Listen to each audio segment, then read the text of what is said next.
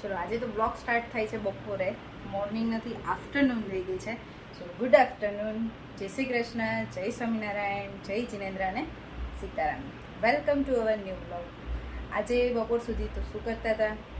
આજે બપોર સુધી અમે છે ને ઘરના કામમાં અને થોડી અમારી કેરમાં બિઝી હતા, કેમ કે 2 દિવસમાં મેરેજમાં જવાનું છે, તો થોડી હેરની કેર પણ કરવી પડે.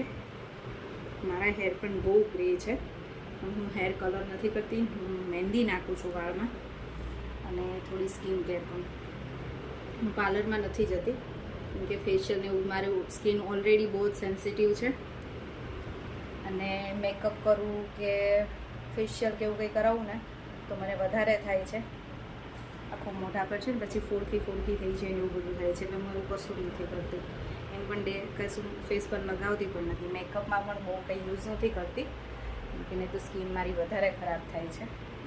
પણ એટલે થોડુંક ઘરે જ કરવાનું છે, થાય એ એટલે થોડી સ્કિન કેર તો હજી કરવાની છે. આજે તો હેરનું કર્યું, હવે વિચારું છું કે સ્ટ્રેટનિંગ કરી નાખું કાલે. સ્ટ્રેટનિંગ સારા લાગશે કે એમને સારું લાગશે જોઈએ છે. હા, લંચ કરીને તો અમે લોકો ફ્રી થઈ ગયા છે. આજે અમારે લંચમાં હતું ભીંડાનું શાક અને રોટલી. બસ હવે શું કરશું, બપોરે છોકરાઓ જોડે થોડું ટાઈમ પાસ કરીશું, અને પછી મારે આજે બેગ પેક કરવાના છે, એટલે એ કરીશું. મમ્મા શું કરે તું? જો આ છે ને કાલે હું ને ડેડી લાયા હતા, આને શું કહેવાય? શું કહેવાય? સાલ પૂરી. હા, અને બીજું ગલેલી. તમે આને શું કહો છો કે જો કમેન્ટ કરજો. આ છે ને અત્યારે રાહી ગરમીમાં ખવાય, બહુ સારી. તને ભાવે છે ને? હા, મને ભાવે હો, મજા આવે. ફ્રીઝમાં મૂકીને ઠંડી કરીને ખાઈને આમે શરીર માટે બહુ સારું. હા,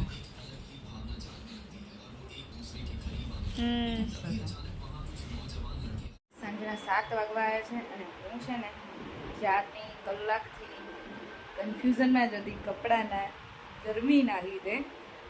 કેમ કે જો હવે મેં છે ને અહીંયા ડ્રેસ ને સાડી ને બધું નીકાળીને રાખ્યું છે, અને લઈ જાઉં છું.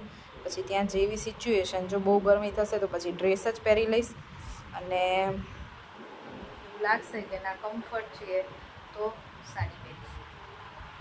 અને રાહીના શ્લોકના પણ કપડાં નીકાળીને રાખ્યા છે, હવે બધું બેગમાં ભરવાનું છે. હજી કેયુના બાકી છે, પણ હવે ડિનર બનાવવાનો ટાઈમ થયો છે ને, એટલે પહેલાં એ બનાવી દઈએ, પછી કંઈક કરીશું. ચલો, ડિનર માટે કિચનમાં આવી ગઈ છું, અને આજે અમારે ડિનરમાં બને છે, જો અહીંયા ચણાનું શાક બનાવ્યું છે, દેશી ચણાનું, અને અહીંયા પરોઠા બને છે છોકરાઓ માટે, મસ્ત ગરમ. અને અમારે લોકોને પરોઠા નથી ખાવા, અમારી બનશે ભાખરી, કે અમારી બનશે ભાખરી.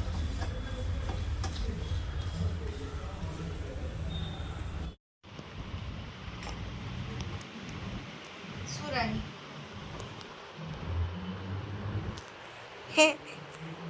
શું કરે તું? હું ને હમ જો 2 બેગ રેડી કરી દીધી છે. એકમાં મારા અને ડેડીના કપડાં છે, અને આમાં તારા અને શ્લોક છે, બરાબર રાહી? હા. ચલો, હજી તો આપણે તો ખાલી કપડાં જ મૂક્યા છે. હજી તારો ને મારો મેકઅપનો સામાન, પછી ડેડી એન્ડ શ્લોકનો પરફ્યુમ, જ્વેલરી ને એવું બધું નહીં મૂકવાનું? મૂકી દઈએ ને?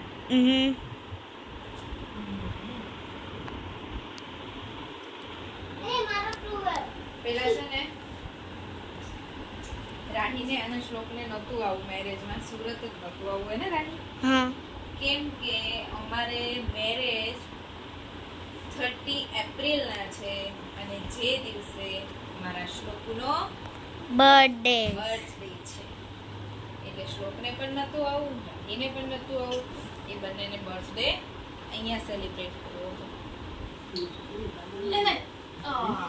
બર્થડેના દિવસે મેરેજ છે ને, એટલે રાહીને શ્લોકને નહોતું આવું કે આપણે ઘરે રહેવું છે અને શ્લોકનો બર્થડે સેલિબ્રેટ કરવો છે. પણ મારા બંને દીકરાઓ એટલા ડાયા છે ને કે માની ગયા છે સુરત જવા માટે, અને બર્થડે અમે ત્યાં જોઈએ છીએ. હવે કંઈક કરીશું નાનું એવું સેલિબ્રેશન, કેક કટ કરીશું. એટલે ત્યાં આપણે નોર્મલ કેક નાની એવી મંગાવી એને આપવાનું છે. હા. અને પછી અહીંયા આવીને આપણે એને એક દિવસ રેસ્ટ કરવાનો છે. અને પછી આપણે હોટલમાં જવાનું છે. શ્લોક માટે સ્પેશિયલ કેક મંગાવવાની છે મોટી અને એને ગિફ્ટ આપવાની છે. કેકનો ફોટો એટલે અહીંયા આવશું ને પછી પાછું અમે શ્લોકને જેવો સેલિબ્રેટ કરવો હશે ને એવો કરીશું. એવું છે. સારું થયું ને મમ્મી મારો બર્થડે નથી. ના અમે એવું નક્કી કર્યું પછી રાહીના બર્થડેમાં રાહીને સુરત જ લઈ જવાની. શ્લોકે એવું કીધું નહીં શ્લોક? શ્લોકના બર્થડેની કેક સુરતમાં કટ કરવાની તો રાહીના બર્થડેની કેક સુરતમાં જ કટ કરવાની છે. તમ તારા બધું ખોટું હોય. આ તો આ શ્લોકને મનાવા હોય.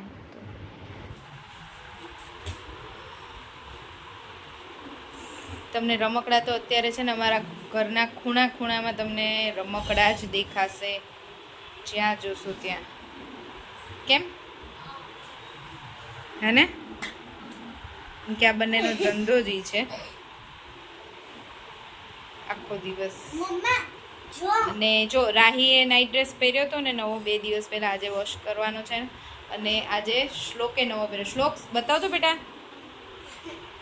જો અમારા શ્લોકનો નવો નાઇટ ડ્રેસ છે.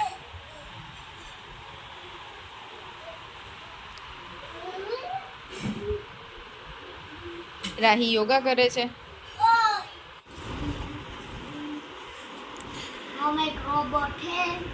તમારા બંનેનું રિઝલ્ટ સારું આવ્યું ને એટલે આપણા બહુ બધા વ્યુઅર્સની કોમેન્ટ છે તમારા માટે. બરાબર છે. જો પૂનમ દોઢિયા છે, પછી શાહ રૂપલ, દીપ્તિ પટેલ, ભાવિકા શાહ, મનીષા મહેતા, પછી સંગીતા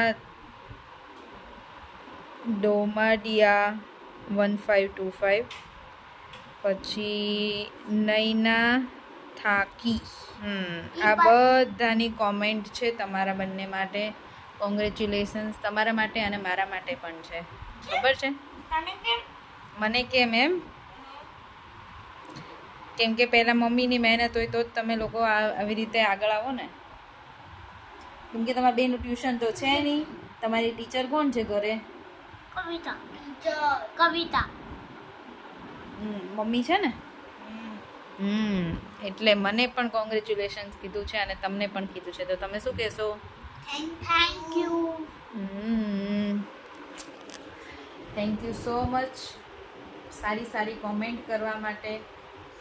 અમારા બેગ્સ રેડી થઈ ગયા છે અને રાહી અને શ્લોકની અહીંયા મસ્તી ચાલુ છે.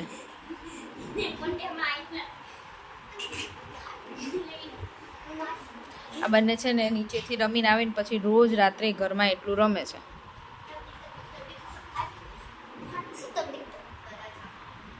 ચલો સુઈ જવું છે ને તો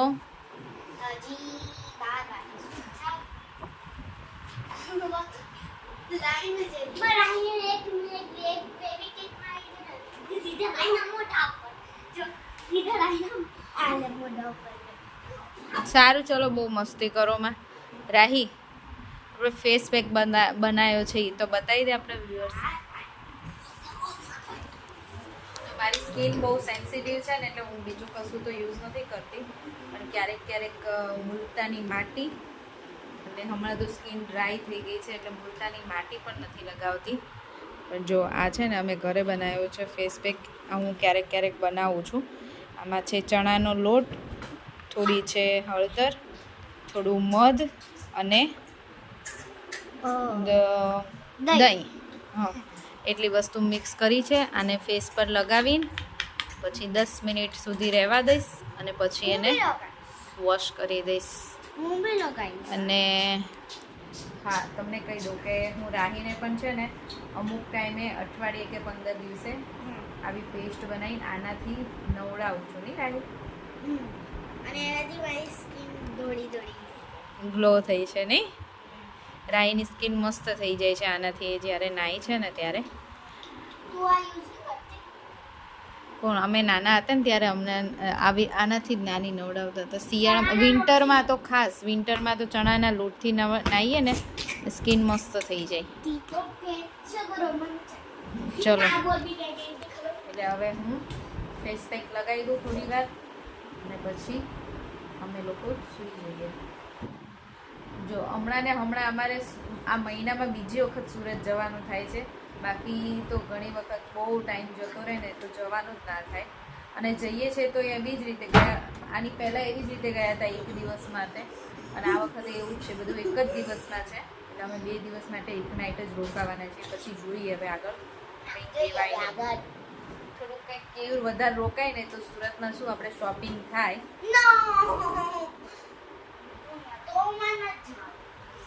કેમ કે તો શોપિંગ કરવા જવાની ઈચ્છા છે.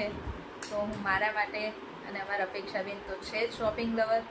એમણે તો કીધેલું જ હોય કે સુરત જઈને ટાઈમ હોય ને તો જવાનું શોપિંગ માટે. પણ મને નથી લાગતું 1 દિવસમાં કાંઈ મેળ પડે. એના માટે મારે રોકાવું પડે. અને મને ન મજા આવે એકલા રોકાવાની. જોઈશું, રોકાઈશું તો પછી શોપિંગમાં જઈશું, નહીં તો પછી કંઈ નહીં, ફંક્શન પતાવીને પાછા ઘરે. બસ જો હવે તો આજનો વિડીયો અહીંયા જ પૂરો કરીશું. ફરીથી મળીશું કાલ નવા વિડીયો સાથે. ત્યાં સુધી બાય બાય, ગુડ નાઇટ, જય શ્રી કૃષ્ણ.